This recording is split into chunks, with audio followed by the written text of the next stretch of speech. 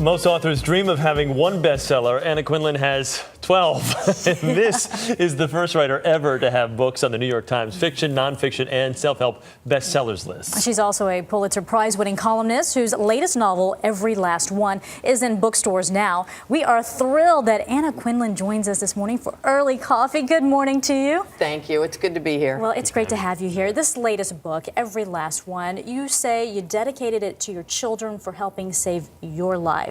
How so? Oh, I think both my husband and I feel that our worlds would have been much narrower and less rich had we not had these three fantastic people in it.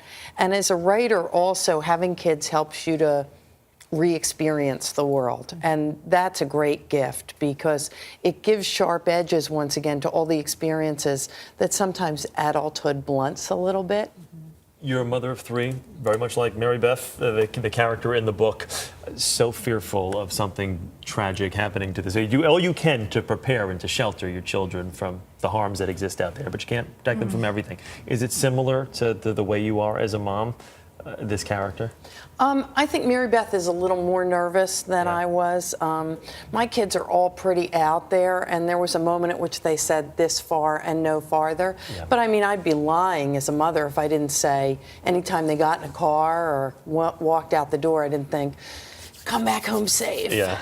I got to say this, but I didn't mean to interrupt you, but A Short Guide to a Happy Life, I probably had about 15 emails yesterday of people saying that book changed my life. Oh, that's so nice. But that's so nice to hear. When they found out that you were going to be here. So, I mean, you talk about having an impact. And do you ever sit back and kind of assess the impact that you have had on other writers, on women in general? I mean, just all the things that you've done. Oh, I think you'd become a monster if you did that. But you know, you can't help but notice when you're on a book tour like the one that I just finished. When people come up and say that to you, you just think, well, okay, I earned my place on the planet for a couple more weeks. Yeah. It's got to feel special, though, one of just 3 women to write an op-ed for the New York Times, a column there. What is it about you and your writing that has broken through not only barriers, but really speaks to people out there?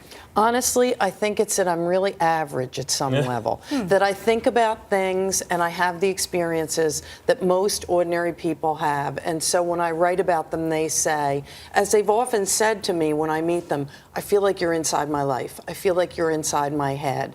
It's not that sense of, oh, she's different than I am. It's that I'm the same.